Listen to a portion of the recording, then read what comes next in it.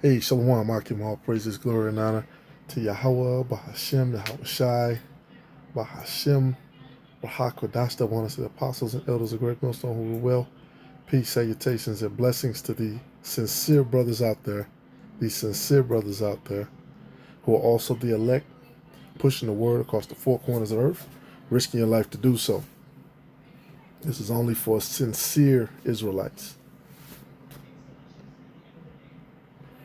Because what we're seeing is, as the scriptures say, this ministry is like casting a net into the ocean or to the sea, and you get different types of fish. You get clean and unclean. And it shows over time, which is which. All right, that's a huge deal, because the unclean has an unclean spirit. You can't consume it, but then the clean has a clean spirit. That's like us. We put up a sacrifice. We want to have a clean spirit, because it tells you that he that sacrifices with a wicked spirit is an abomination, matter of fact. And that's Proverbs 15:8. It says, the sacrifice of the wicked is an abomination to the Lord, but the prayer of the upright is his delight.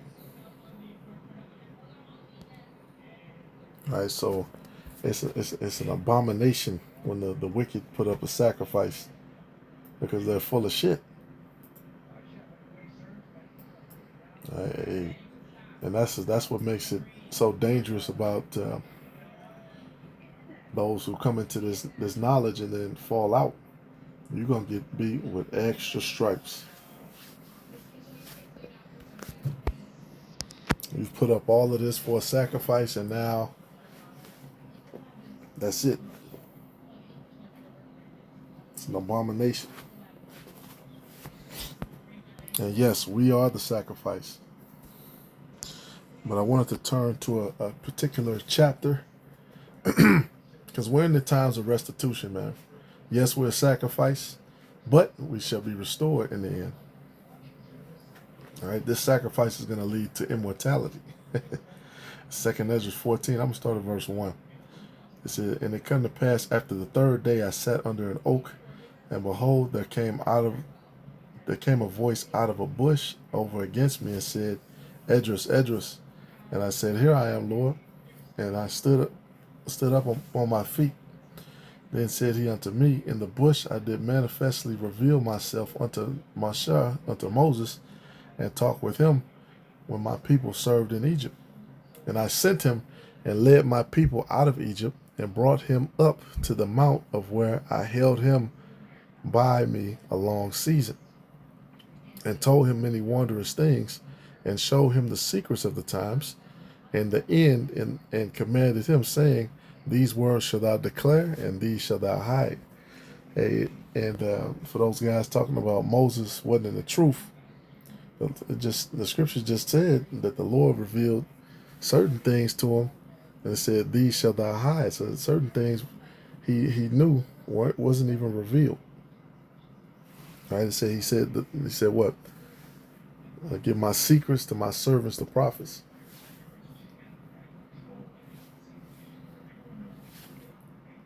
All right, but anyway, continuing on, because hey, we take this seriously.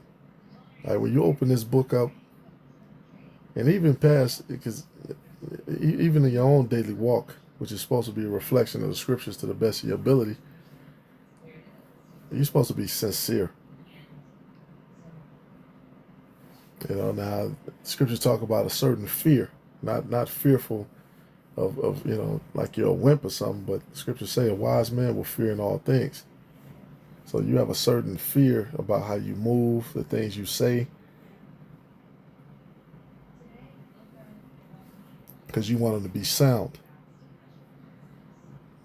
You don't want to be found as a false prophet.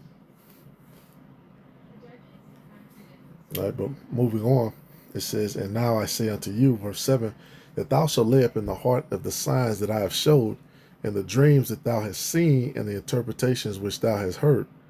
For thou shalt be taken away from all, and from henceforth thou shalt remain with my son. and with such as be like thee until the times be ended. So Moses ended up with the Son of the Heavenly Father.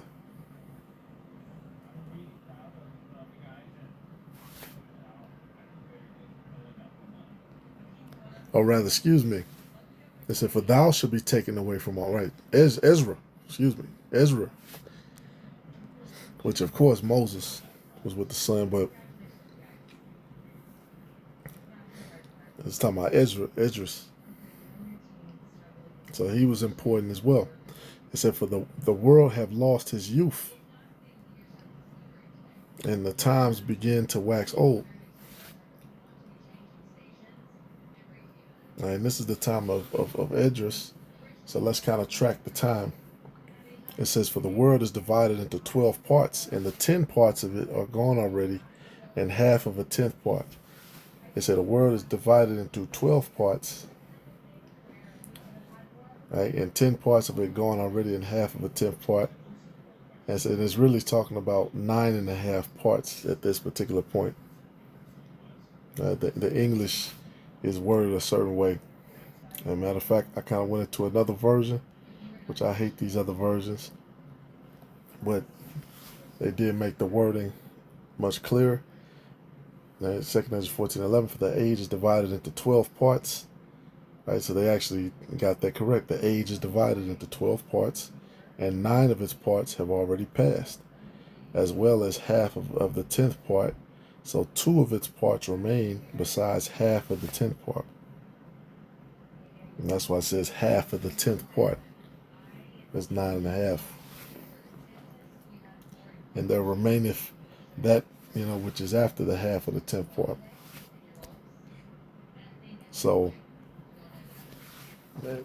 at that particular time, because each part represents 1,000 years, about 1,000 years, right?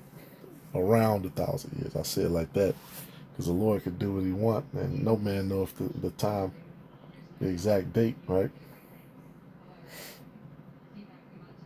Ezra was on the scene at approximately 450 BC. Right, so if it's 2.5 parts remaining,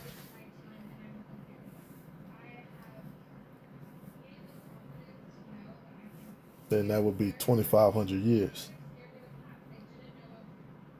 And so from 500, around 450, 500 BC, 500 years, then 2,000 years, right? That 2,500 years, it puts us to where we are now. Right, this is the time. The world have lost its youth, and the times begin to wax old. And that's exactly what's going on right now. Like the times wax old. It just needs a refresh. Esau has brought this place truly into desolation. Right, this is all from the beginning anyway. As you jump over to 2 Ezra 7.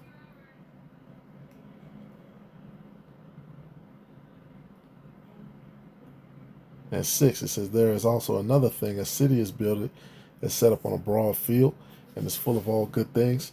The entrance thereof is narrow, and is set in a dangerous place to fall, like as it were a fire on the right hand, and on the left a deep water, and only one path between them both.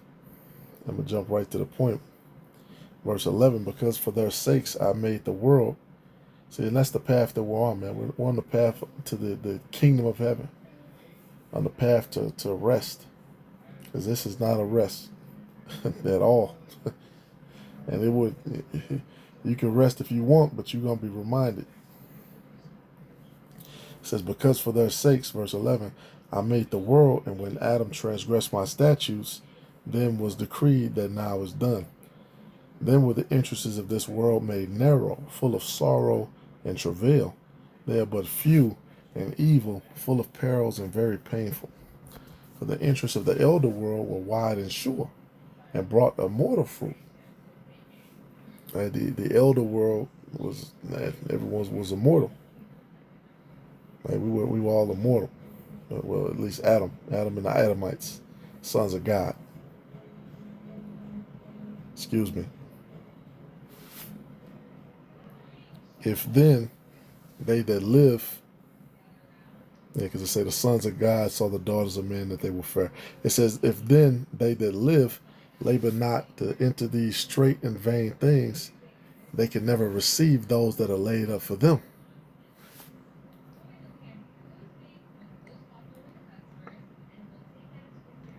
All right, so we're entering into this straight path.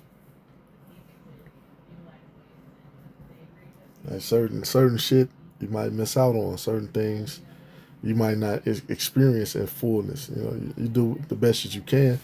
You take what the Lord gives you, but ultimately, you gotta wait. You gotta wait.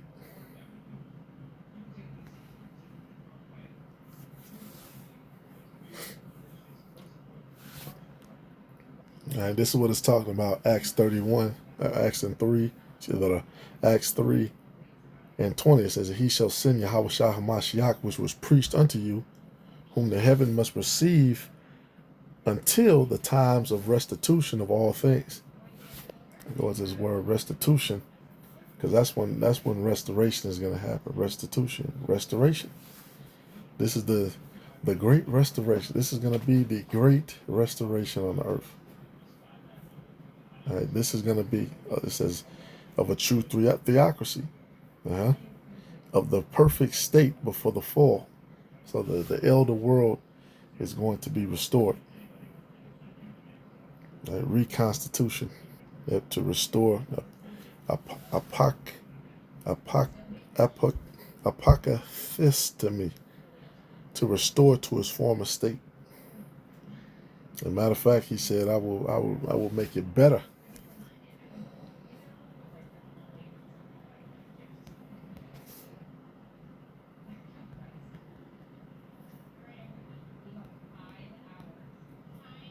He said greater.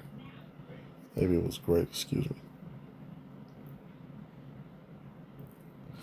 Yep. Haggai 2:9. The glory of this latter house shall be greater than the former, saith the Lord of hosts. And in this place will I give peace, saith the Lord of hosts.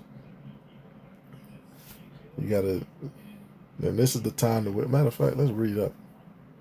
Verse 6, for thus saith the Lord of hosts, yet once it is a little while, and I will shake the heavens and the earth and the sea and the dry land.